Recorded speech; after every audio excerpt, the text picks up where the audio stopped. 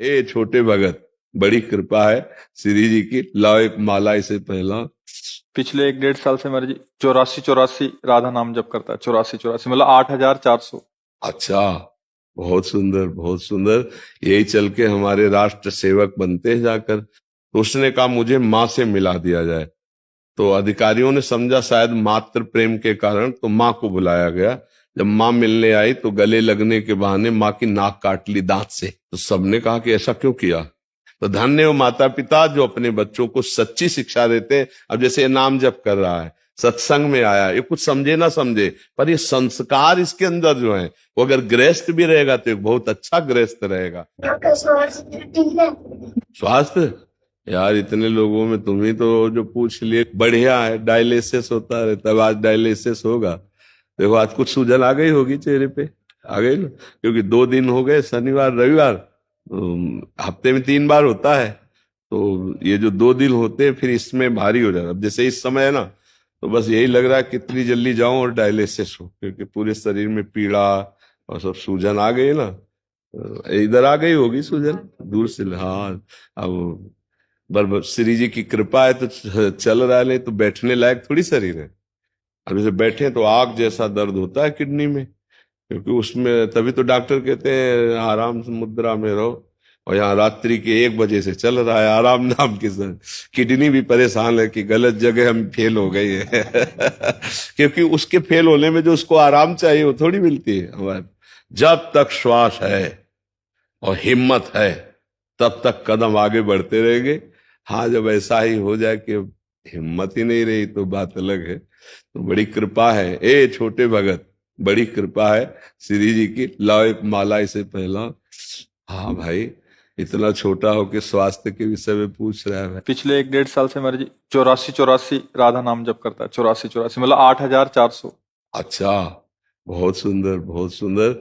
यही चल के हमारे राष्ट्र सेवक बनते हैं जाकर। देखो संत भी राष्ट्र सेवक है। अगर अगर सच्चाई से कोई साधुता में चलता है ना, तो लाखों का कल्याण कर देता है। तो राष्ट्र सेवा बन गई कि नहीं बन गई। हाँ, अगर राष्ट्र सेवा ना हुई, अपना केवल कल्याण हो गया, तो हम उसे खास बात नहीं समझते। अपना तो सब पेट भर रहे हैं, चाहे मोक्ष का हो चाहे कल्याण का हो, अपने लिए तो सब।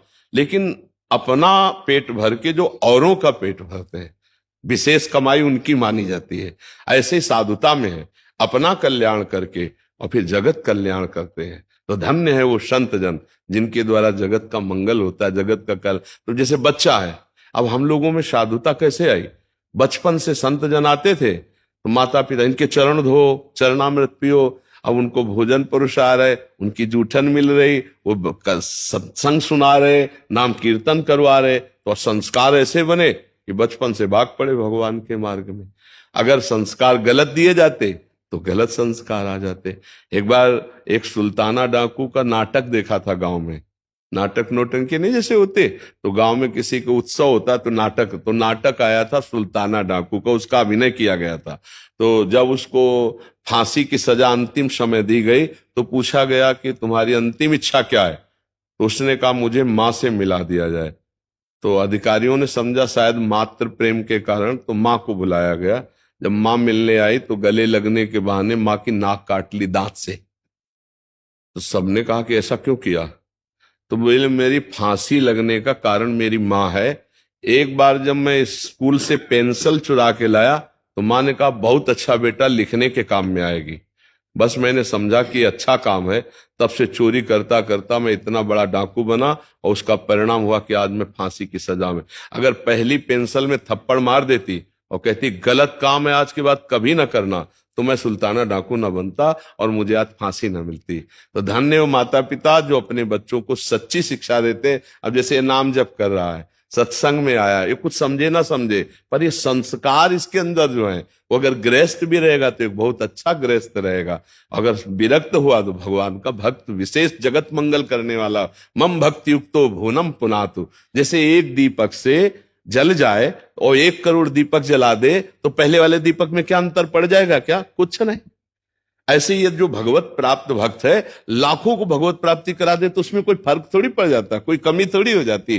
पर पहले अपना दीपक जलना चाहिए, बुझे से दीपक थोड़ी जलता है। तो पहले स्वयं सिद्ध भगवत प्राप्ति, स्वयं भगवद आनंद के, तब उसकी वाणी से लाखों को भगवदानंद की प्राप्ति हो जाती है। और ये भजन से होता है, ये निष्कामता से होता है, ये बुरे आचरणों के त्याग से होता है। भेष चाहे जैसा हो, आचरण बुरे हैं तो कुछ लाभ नहीं, और भेष चाहे जैसा हो, आचरण अच्छे हैं तो वो महात्मा है, वो संत है। भले वो पैंट शर्ट में हो सकता है, वो धोती कुर्ता में भी हो सकता है, ऐसे ही पापी किसी भी वेश में हो सकता है। कालनेमी ने भी तो साधु का वेश धारण किया था। तो ऐसे हमारा उद्देश्य ठीक है तो हम महात्मा है, हमारा उद्देश्य ठीक नहीं तो वेश से कोई खास बात नहीं होती है जी।